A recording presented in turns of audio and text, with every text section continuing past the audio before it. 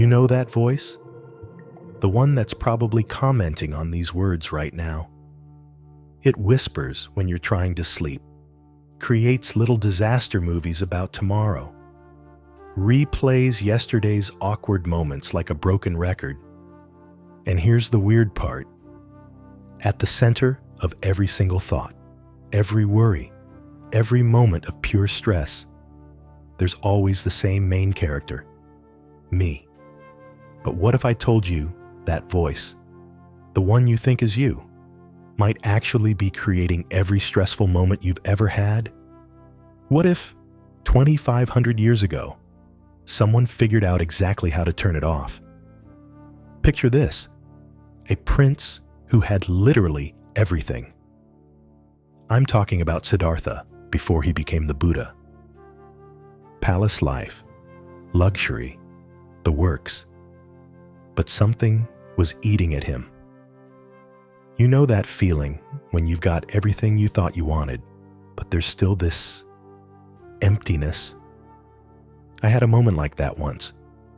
Got the promotion I'd been chasing for months, celebrated with friends, felt amazing for maybe 3 days. Then the voice started up again. What's next? What if I mess this up? Am I really good enough? Siddhartha felt that too. But when he finally left his bubble and saw real suffering, aging, sickness, death, something clicked. The problem wasn't out there in the world. It was right here in how the mind works. Here's where it gets crazy. Scientists today have found something called the default mode network. It's literally the part of your brain that creates that inner narrator, that constant mental chatter about me, myself, and I. But Buddha saw something deeper. He realized this voice isn't just narrating your life. It's creating a fictional character called self, and then spending all day trying to protect that character from a world that feels threatening. Carl Jung said it perfectly. Until you make the unconscious conscious, it will rule your life, and you will call it fate. Buddha found the way to make that unconscious pattern visible. Let me paint you a picture of tomorrow morning. Your eyes aren't even open yet, and the voice starts. What do I have to do today? Did I sound stupid in that meeting? Will I be ready for the presentation? You grab your phone. Instant distraction hit, but the voice follows you. In the shower, I should be more productive. At breakfast, everyone else seems to have it figured out. In traffic, why is this always happening to me? Sound familiar? Here's what Buddha discovered. And stress researchers are now proving. We think we're stressed by external stuff. The deadline, the difficult person, the uncertain future. But the stress isn't coming from those things. It's coming from a mind that can't stop trying to protect and improve a self that, well, here's the kicker, doesn't actually exist the way we think it does. Think about your last moment of real peace. I bet you were completely absorbed in something, lost in a good book, playing with a kid, in the zone at work. What happened to the inner commentator? It went quiet, right? And suddenly, no stress. Right after his awakening, Buddha gave this teaching called the Adittapariyaya Sutta, the fire sermon.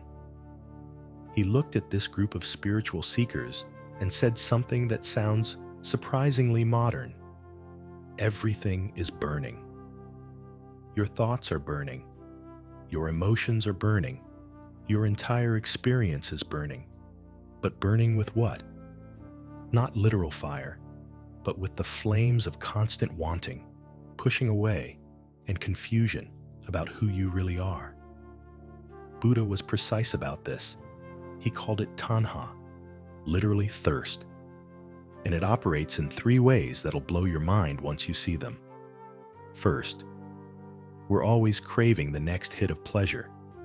Food, success, entertainment, even just a good feeling. But notice what happens. You get what you want, feel satisfied for a moment, then the craving comes back stronger. Second, we're desperately trying to be someone, to matter, to have an identity that feels solid and important. This is why criticism stings so much. It threatens our story of who we think we are. Third, when things get overwhelming, we want to escape, to not feel what we're feeling, to disappear into Netflix, work, whatever makes the discomfort go away. These three drives create what Buddha called dukkha, not just suffering, but this fundamental unsatisfactoriness that colors everything. So how do we actually work with this? Buddha didn't say, get rid of stress. He showed us how to understand its root. Start with awareness. Next time stress hits, try this. Don't fix it. Don't push it away. Just notice. Where do you feel it in your body? What story is your mind telling? And here's the key question. Who is the I that feels threatened? Practice letting go. Not of your responsibilities, but of the demand that things be different than they are right now. Most stress comes from that gap between reality and our ideas about how reality should be. Cultivate compassion. When you see that everyone's inner narrator is creating the same basic stress, this desperate attempt to protect a self that's actually fluid, changing, not separate from everything else, judgment starts to soften into understanding. In the Maha Satipatthana Sutta, Buddha taught that craving delights now here, now there. It's always seeking something to grab onto. But what if you could rest in the space between those grabs, not pushing your experience away, but not feeding the fire either? Buddha used this perfect metaphor. He said the 5 parts of our experience, our body, feelings, thoughts, reactions, and awareness, are like fuel. And our clinging to them creates the fire of suffering.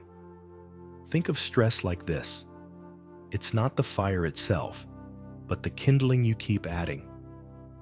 Every time you feed worry with more thinking, every time you fuel resentment by replaying old hurts, every time you add what if to anxiety, you're feeding the flames. But when you stop adding fuel, not by suppressing thoughts, but by seeing their nature clearly, the fire naturally dies down. What felt so urgent and personal reveals itself as just a natural process that doesn't define you. The root of stress isn't your circumstances. It's not your crazy job or difficult family. As Buddha taught in his very first discourse, it's this ancient habit of the mind, creating a self and then trying to protect it from a world that's always changing. But here's the beautiful thing.